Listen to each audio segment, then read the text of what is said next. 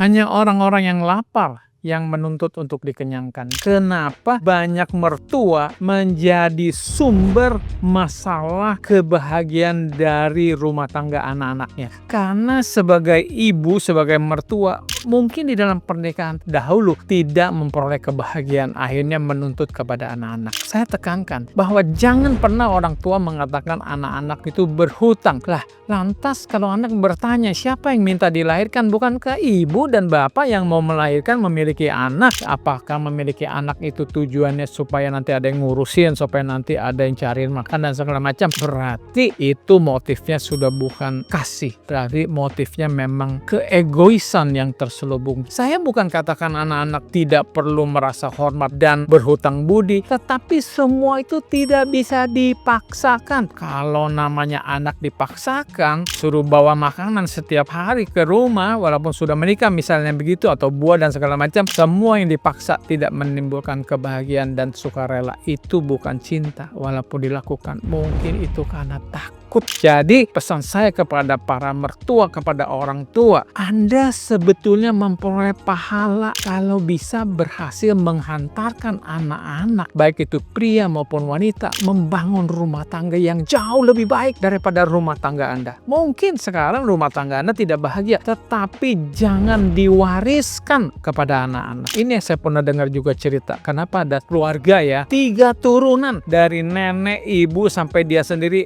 nikahnya bercerai terus. Setelah diselidiki ternyata punya sifat buruk yang diturunkan dari si nenek. Nenek ini orangnya galak, emosional, bahkan suami dimarah-marah, disuruh-suruh, tidak dihormati. Jelas itu sudah melanggar kodrat. Tidak ada lelaki yang mau direndahkan dan diremehkan. Dia maunya dihormati karena dia sudah dilahirkan, diciptakan untuk jadi seorang pemimpin. Nah, sifat ini dilihat oleh ibunya. Ibunya memperlakukan hal yang sama kepada suaminya, dan itu dilihat oleh dia sendiri. Dia perlakukan suami yang sama. Akhirnya itu seperti penyakit keturunan. Jadi kayaknya ada gen sifat yang diturunkan. Nah, itu harus diputus tali rantainya. Jadi kepada para ibu mertua harus memutus. Kalau Anda pun hidup sengsara, jangan itu dialami, diulangi oleh anak-anak kita. Belajarlah dari pengalaman yang buruk dan biarlah menjadi ibu yang betul-betul mengayomi, bisa membimbing, meneladani anak-anaknya supaya bisa rukun karena Anda sudah berpengalaman. Jadi makanya mertua itu bukan mau menuntut, tetapi tetap harus memberi wejangan, nasihat supaya apa? Rumah tangga anak kita itu bisa berbahagia. Nah, ini kuncinya kenapa saya katakan lebih bagus tidak hidup dengan mertua, karena kebanyakan mertua tidak baik. Tapi kalau Anda mempunyai mertua seperti malaikat, wah, hiduplah bersama mertua karena berarti Anda sangat berbahagia. Ada yang bantu siapin makanan, ada yang bantu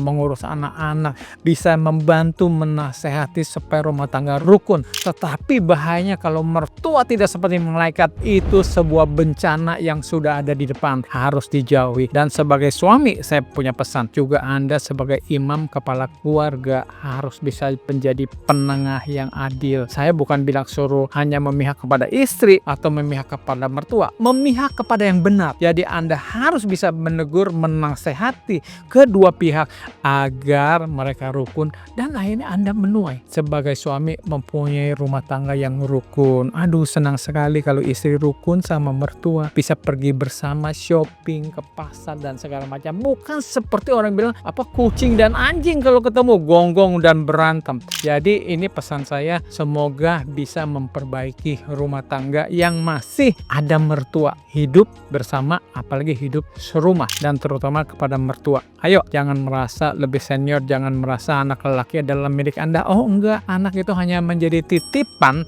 dan setelah dia menemukan pasangan hidup, Anda sebagai ibu sekalipun harus merelakannya. Karena itulah memang proses kehidupan dari satu rumah tangga ke rumah tangga yang lain. Harus ikhlas, harus belajar mengasihi dengan benar. Seorang ibu mengasihi anaknya lebih daripada dirinya sendiri. Salam bahagia.